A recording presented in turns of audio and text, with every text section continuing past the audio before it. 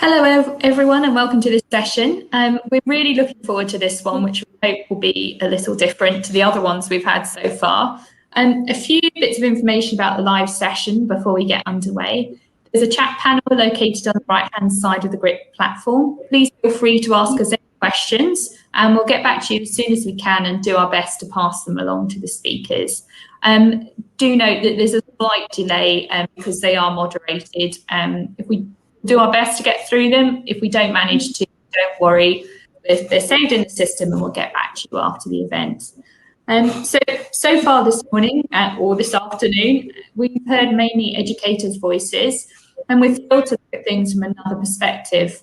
For this session, we're handing over to the students to tell us their thoughts and perspectives about how they beat the pandemic. This amazing panel is chaired by Navin Valrani, CEO of Arcadia Education. So thank you, and over to you, Navin. Thank you, Sarah. Thank you, Danny Mesmar. Thank you, Guess Education. This is the first time that Guess has a student panel, and we are today in for a real treat for the next 45 minutes. We're going to hear firsthand from 4 very brave students on their experiences during the pandemic. So without much further ado, we'll jump straight into introductions. We have Lamar Elroz. Lamar, why don't you introduce yourself?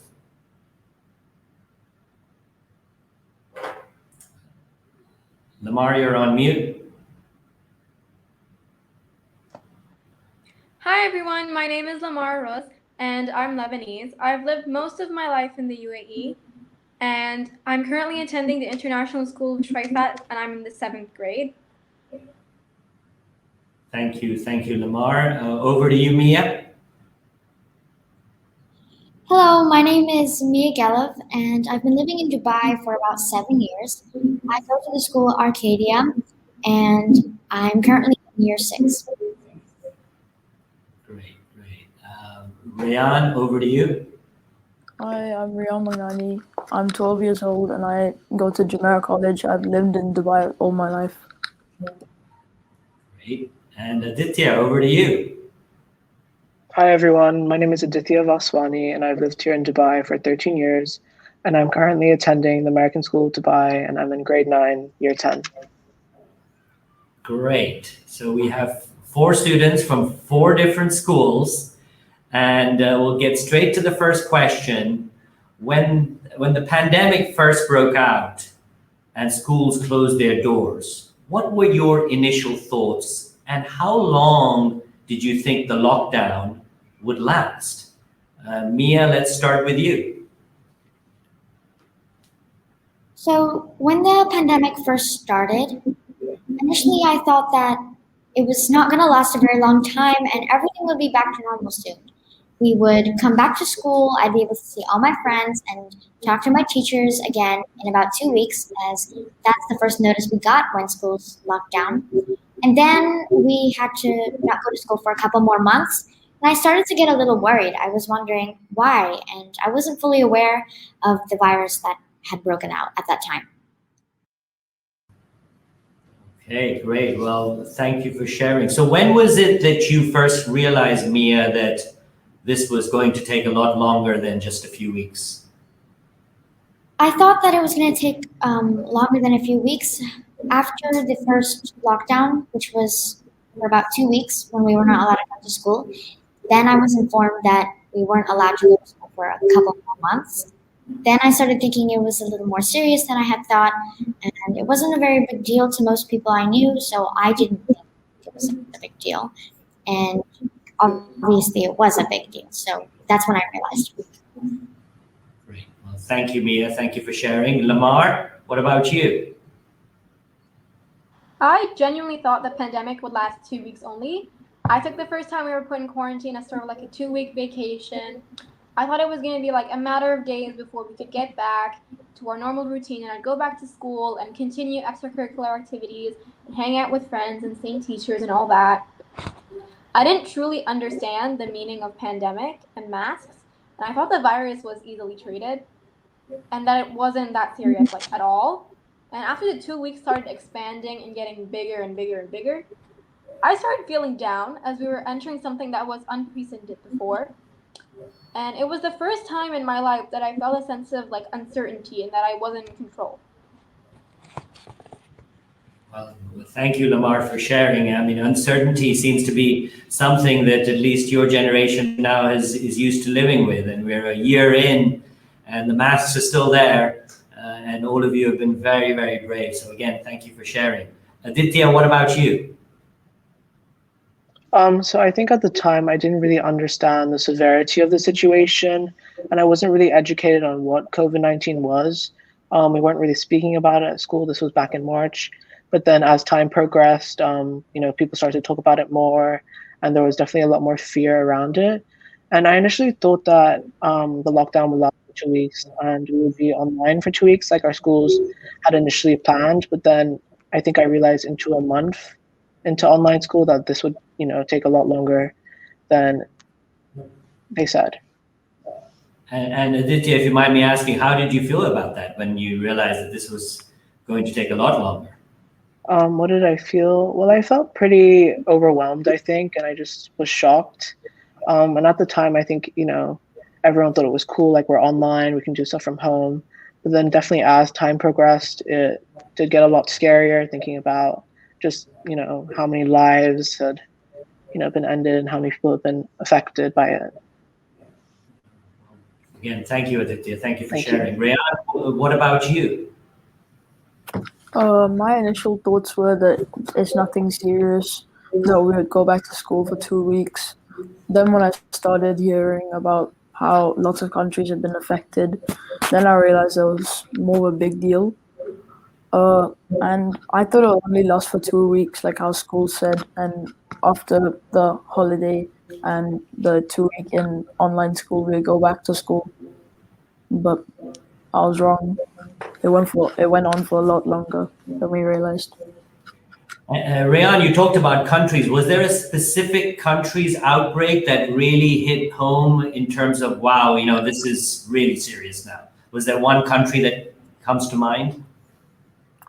I think at the beginning of the lockdown, there were a few countries, but I think the main ones were countries like America, Germany, Italy, Spain. Right. Yeah, I mean, the UAE was relatively insulated in the early days. So again, thank you, Riyaan.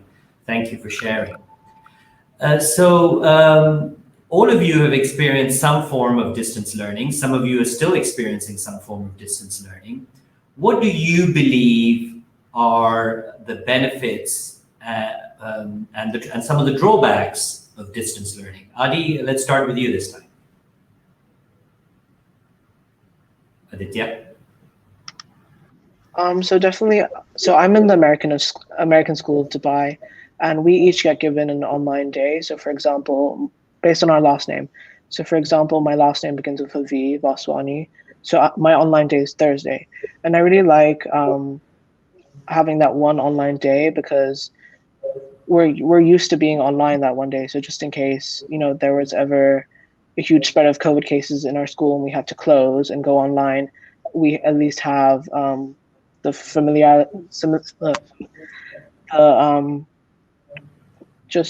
the benefit of having that and experiencing being online. So I think the advantages of distance learning do include, we're safe for those who are in danger to the virus. And the disadvantages, I feel, it's a lot more difficult to contribute in class and difficult to engage when the teacher is physically there teaching students who are physically there. And I feel like there's less motivation when we're at home working by ourselves. And I think we're less productive and we get distracted easily. So, that's, I have to say that as a school leader, your school, ASD, has done a tremendous job in communicating, why they believe some form of distance learning is important, just in case we need to go back to those times. So again, that's great communication between the school and the student. So well done with that. Riyaan, what about you?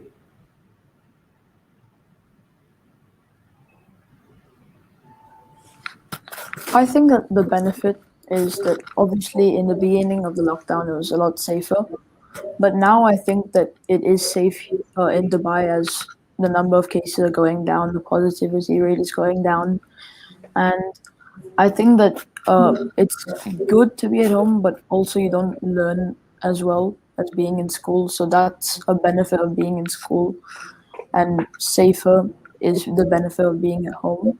And I think a drawback of being in online school is that I think, as Adithya said, there are more distractions. Yeah, that is true. There are more distractions at home.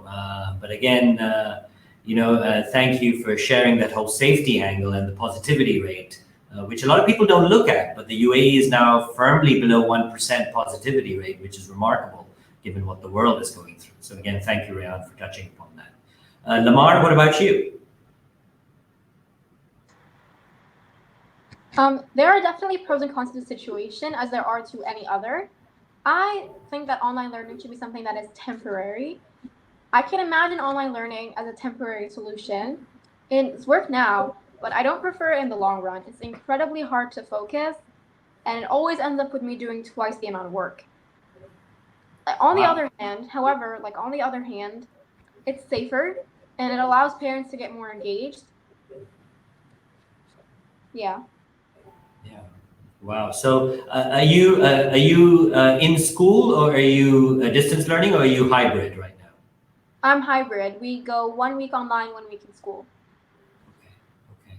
So again, thank you for being so direct about not being able to learn as well when you're distance or when you're online. Mia, what about you? So here at Arcadia, we go to school every single day of the week. I'm really grateful for that because I prefer going to school more. But however, when I was doing online school, for me, some good things about it were it was a lot simpler, like Adithya and Lamar already mentioned, and it was kind of nice to have an experience that I've never had before. However, something I really didn't enjoy about online school was it sometimes was very hard to contact teachers when we needed help or we were stuck or we didn't know how to submit work. And also, Lamar mentioned that we were doing almost twice as work, and I kind of agree with that. We had to really do our best to be able to not have so many issues when we were uploading work, and we need to make sure that everything was smoothly and there was no bugs when we were uploading work. So, yeah. Thank you, Mia, for sharing. And I hope the teachers and the educators listening in are taking note, because online learning is twice the amount of work for the students on this call than compared to in-person learning. So again, thank you for sharing that. Technology has been such a savior particularly during the lockdown, and even in the current situation where hybrid learning is ongoing. What technology did your school deploy, both hardware and software? Riyaan, let's start with you.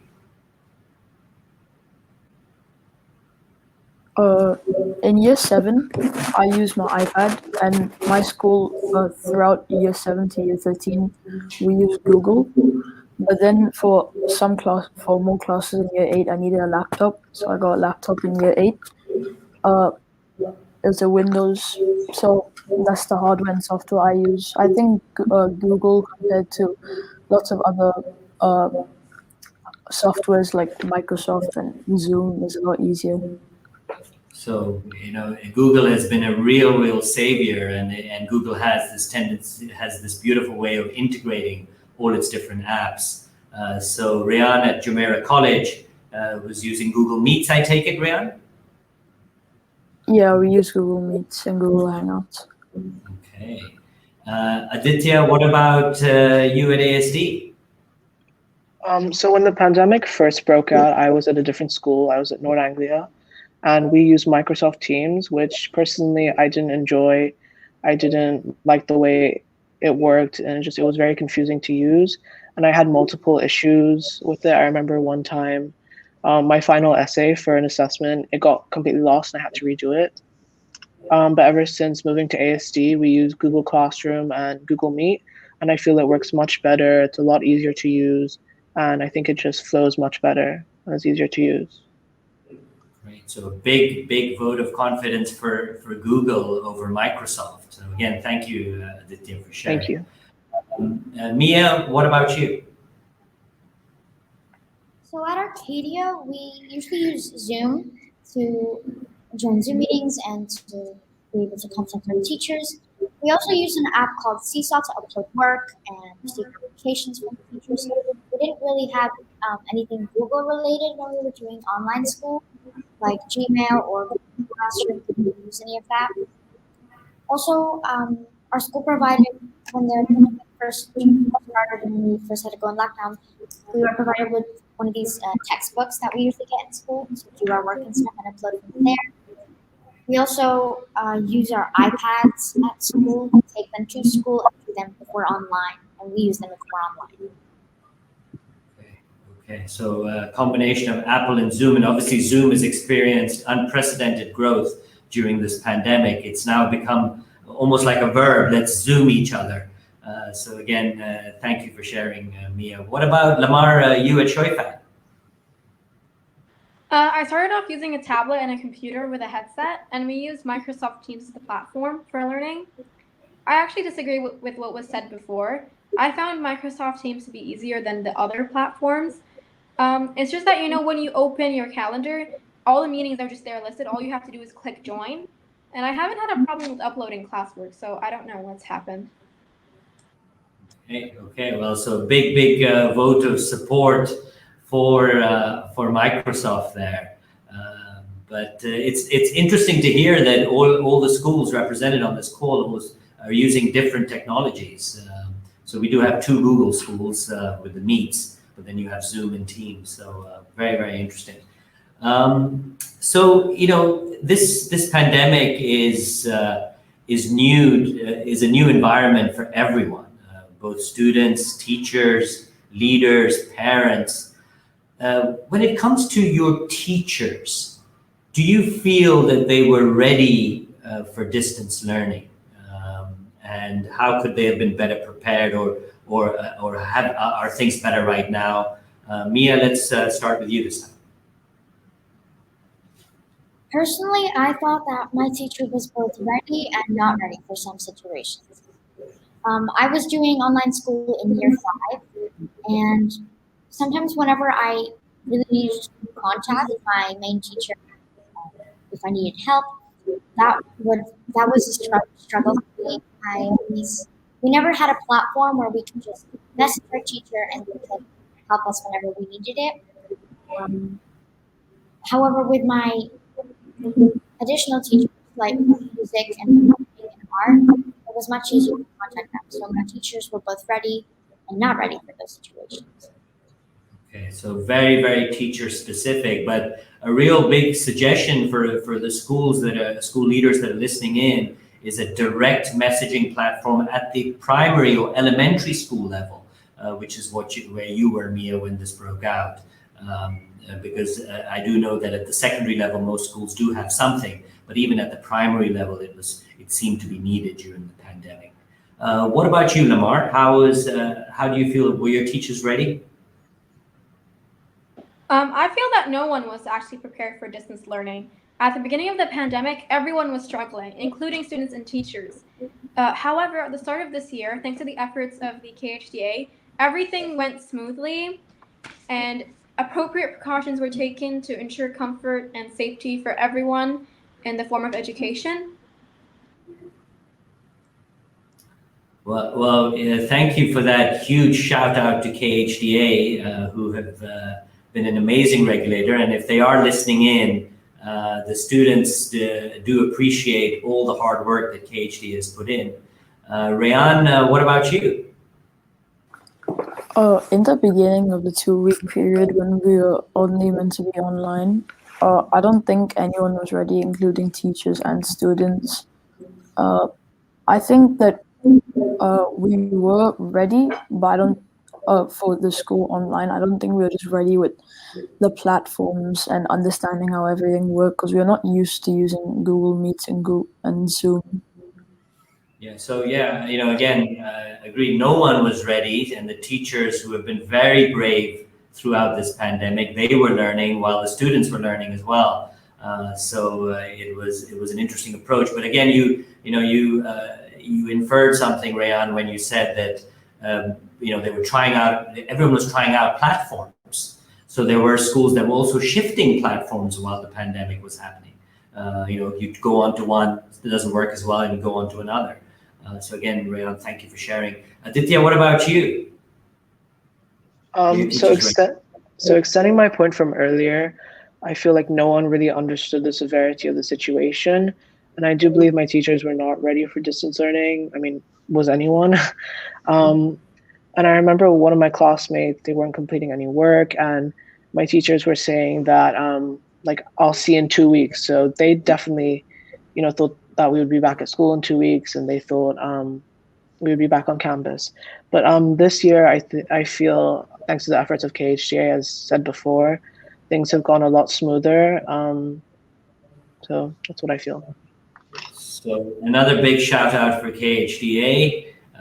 And students are definitely listening to KHDA, but also are aware of KHDA. So KHDA is, it's not very common, I can tell you, where in other countries where you get to see this type of visibility from a regulator.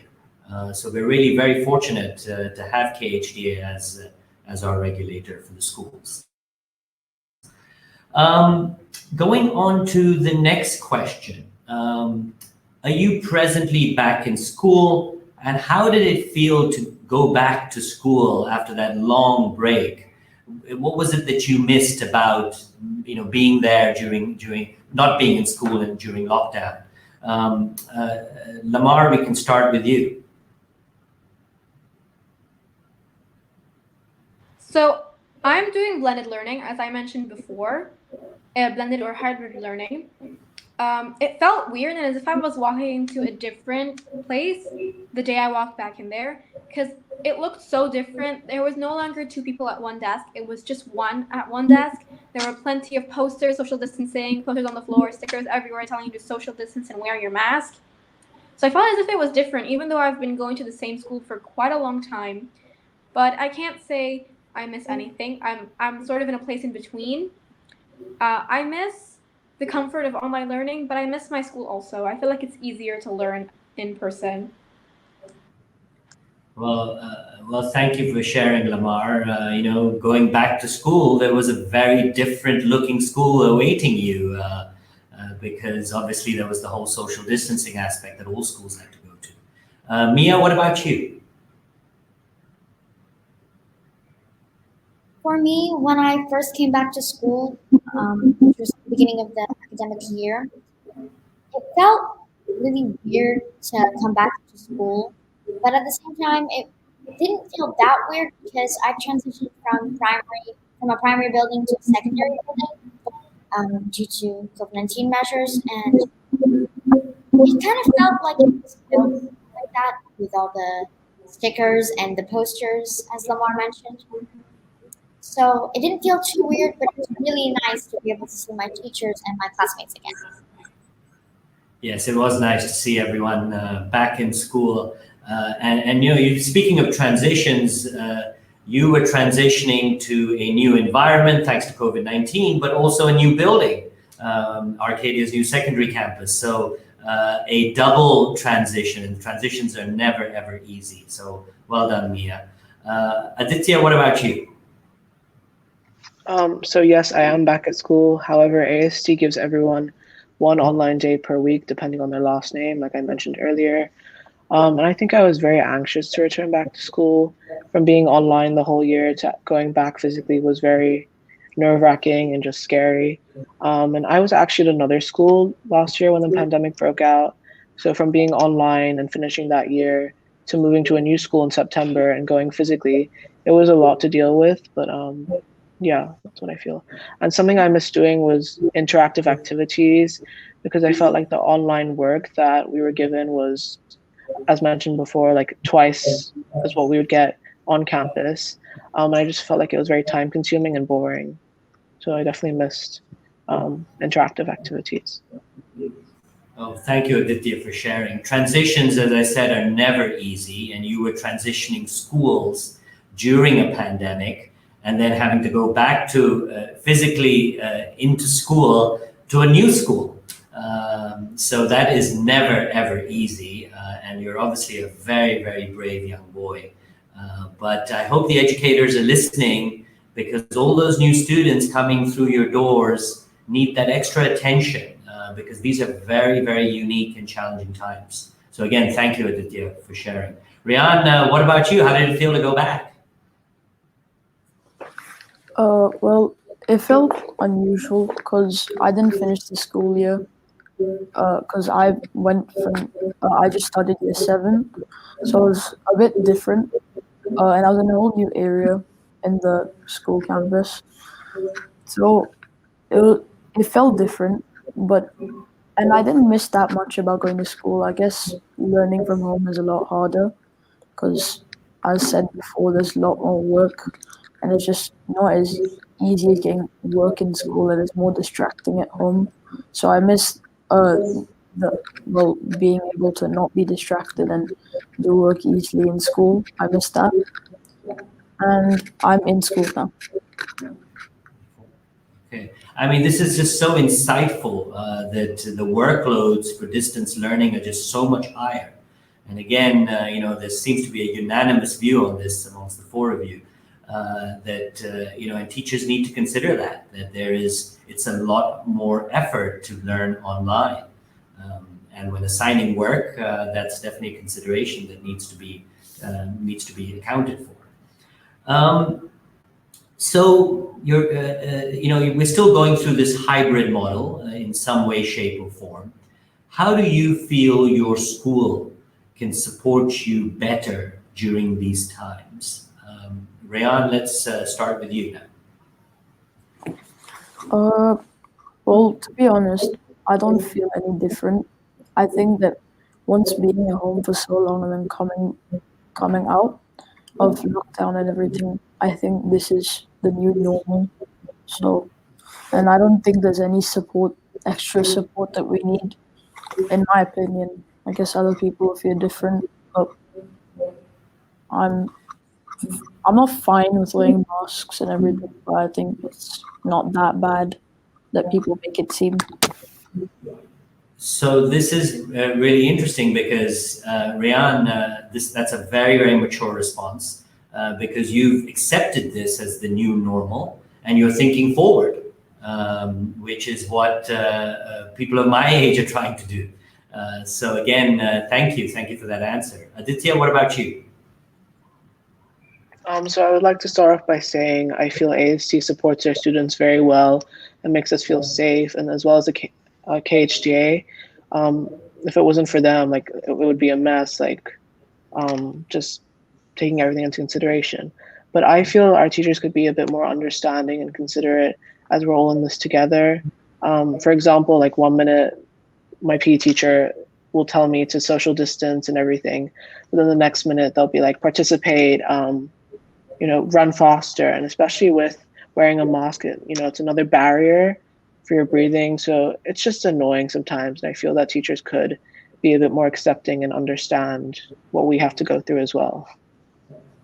Well, again, thank you for sharing that. So a huge shout out to KHDA again and ASD. But to all the teachers who are listening in, it's a time of understanding for teachers, understanding for parents, understanding for students. And I think that's a really, really important word, Adithya, because so many of these situations are new to all of us. And yes, we need to have a certain level of understanding and consideration for everyone involved. So again, thank you, Adithya, for sharing. Mia? So for me, there are 2 different ways that I think the school can support us, and one of them, all schools I think already do. It's by making sure that we're always safe 24/7 by making sure we wear our masks and we're always social distancing and just keeping us safe. KHA played a huge part in this, and and making sure that schools follow restrictions and guidelines. Another way I think that the school can support us is by having at least 1 or 2 sessions a week, at least 10 to 20 minutes, where a student can just talk to their teacher about how they're feeling and what the student thinks about this whole new thing, this pandemic, this new normal, as Adithya mentioned. Well, again, thank you, Mia, for sharing. And I think that's an absolutely brilliant suggestion to have these one-on-one, even just a 10-minute session with the teacher, where you can be open about your anxieties, your fears. And I think that's such a great idea. And again, thank you for the shout out to KHDA. This seems to be a big KHDA support session. But again, the social distancing measures that are in place at all your schools, KHD has played a huge role in that. So again, thank you for saying that. Lamar, what about you and Choueifat? I do believe that especially right now, and during these times, every school should have a guidance counselor. Many students have started experiencing the losses of life with relatives or family or friends due to COVID-19. So I feel like it's vital to have a space where students can express their emotions instead of just bottling them up. So thank you, Lamar. So counselors. And again, just taking your point and Mia's point, that you need time with teachers, with counselors, to really talk about what you're experiencing, because there is a lot of sadness around. And I think it's important to have the space to be able to talk about it. So again, if the school leaders are listening, this is just a huge cue on how the students are feeling and what they feel needs to be done. So we're getting towards the end of our presentation, and there might be some questions. If for anyone listening in, if you have any questions, please post them on the Q&A chat. But I'd like to end with a final question to all the students, all the brave students, which is, hand on your heart, what do you actually prefer? In school or distance learning? Mia, let's start with you. So for me personally, I 100% prefer in-school learning more, because we get to have that we get to talk to teachers, we get to socialize with everybody, and we don't just have to sit at home and just be reminded of how sad the situation is and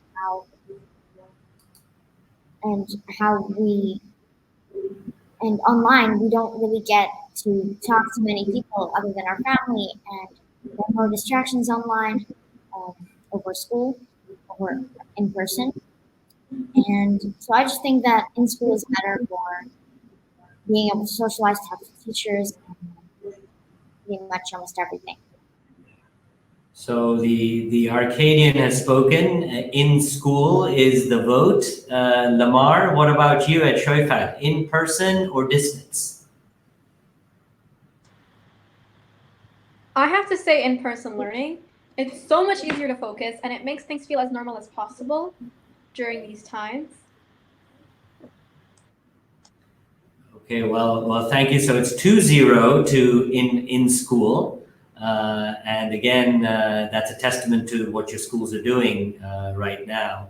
Adithya, what about you? Do the boys feel differently? Adithya? So I love both. I love, being online and having the comfort of my own home. But I feel this should not be our new normal. It will eventually be safe from COVID. I don't know what the situation will be like, but I don't think this is our new normal. And I think, and I personally prefer going to school, and I feel that learning in school is just a lot easier. You can ask teachers for help. It's more direct as to when you're online.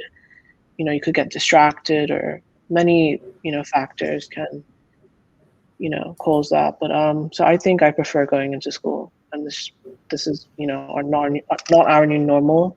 being online and everything. So in school for me. Wow, 3-0. So can we make it 4-0? Riyaan, what's your opinion? In my opinion, I prefer the hybrid option, going in one day in, one day out. Because, like we all said before, there's benefits and drawbacks to online learning and in school.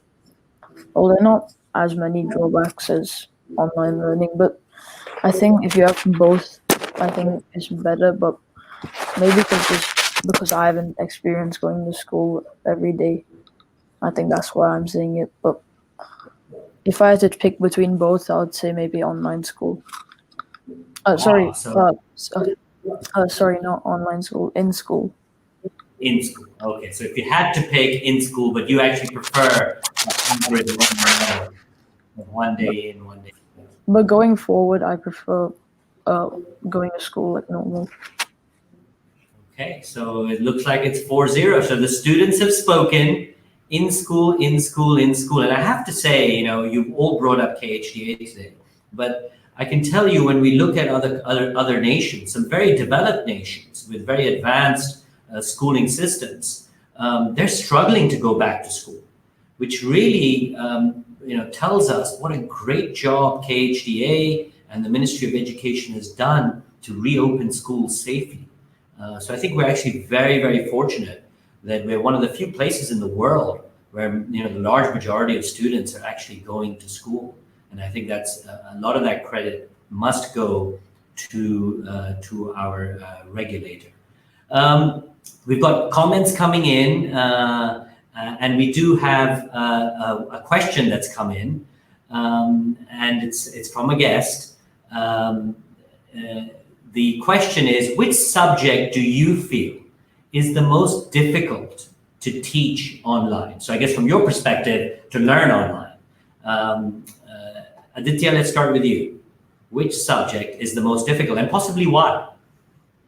So I feel more the creative and physical subjects are a lot more difficult to teach online. I mean, I wouldn't know, I don't teach, but I think PE looks quite difficult to teach online, and more painting and art. So, and DT, design, technology. But I feel maybe maths and English, like that's a lot easier. Not a lot easier, but that's quite easy to teach online. So interesting. The art, DT, physical education is a lot more difficult than you. Okay, well, thank you. Riyaan, what about you? I think for online, I think it's difficult to learn and teach PE because obviously, like, PE is not the same. That you can't show examples, and most of the time, if you're doing PE from home, it's like you're just in your room and doing exercise, and not like actual like playing football or rugby, cricket. So I think PE, and yeah, maybe art. I think, but not as difficult as PE for sure. Yeah, so it's amazing because I asked a few students, the younger ones, that what did you miss about being in school, and PE was the answer, and it was mainly sports, right? Football, rugby, that type of stuff. So really interesting to know that it's sports that a lot of students miss about not being in school. Lamar, what about you? Which subject do you feel is the most difficult to learn online? I think it's French or any third language for me. For my third language, I'm taking French, and I feel like it's much harder to learn online, especially since we're limited to a PowerPoint, and the teachers have to like share the screen, and we don't have our books because we can't have actual books. So all we have to do is just depend on the ebook, and that we have an app that has ebooks on it where all our books are there and available, including the French book. But I feel like French is the hardest, especially since she's talking into the mic. It's very easy to miss something, especially since you don't know what you're learning. So if you miss something, or if you write something down wrong, you may never know. That's excellent feedback, I think, to all schools, that it is very difficult to understand what's being said when it's being said in a third language that you don't know. So teaching a foreign language online is extremely challenging, but possibly even an opportunity for the world of edtech to see how that can be mastered online. Mia, what about you? What was the most difficult subject to learn online? For me, the most difficult subjects to, I think, teach and learn online are PE and like physical education and stuff. Also, I think science is kind of hard to teach because for me and for I think most of my class, the best thing about science is the experiments and stuff, and it can be very hard to do those at home because we don't have all that equipment like magnifying glasses and um, safety goggles and stuff like that. Also, I think physical education is hard to teach because not everybody has access to, let's say, a basketball hoop to perform some basketball activities. And that can be extremely hard to teach, to demonstrate how it's properly done, and to be able to give students feedback quickly as possible while they're learning. So again, thank you for sharing science, right? We take science labs for granted in our schools in Dubai, but one doesn't realize when one is without the lab, it gets very, very challenging to learn firsthand. So again, thank you for sharing that, Mia. So we are 4 minutes away from time, so I won't take any other questions. But I firstly wanted to thank all of you for being so honest. I'm sure your schools, your teachers, your leaders are very, very proud of the four of you. You've really given some amazing feedback for all of us to reflect on. The comments coming in, which I'm able to read, just to give you a few of them, wonderful to hear from other student perspectives. Thank you for sharing your experiences with us. Wonderful presentation, well done students, well spoken by all, great to learn of everyone's experiences, well done all of you. So really you've been very, very brave, you've been very forthright, and again, as I said, your schools must be so proud of you. Thank you for agreeing to be part of this panel. I'm sure your parents are listening in, and we have Sarah Palmer coming back. And Sarah, over to you. Thank you, Navin. Yes, I'd love to echo what Navin said there. Thank you so much. Thank you for your honesty. It was really appreciated, so refreshing, and our audience really enjoyed your session. So thank you very much. For the audience, you'll be redirected to a short survey once we end. So please tell us what you think. We're on social media, so follow us there at Guess Education, and also we're using the hashtag Guess Global. A massive thank you again to the panel and Navin, and also to you, our audience. Don't forget, our next session is coming up in about 15 minutes. It's a panel about sustainability education for a better future. We hope you enjoy the rest of the event. Thank you. Thank you. Bye.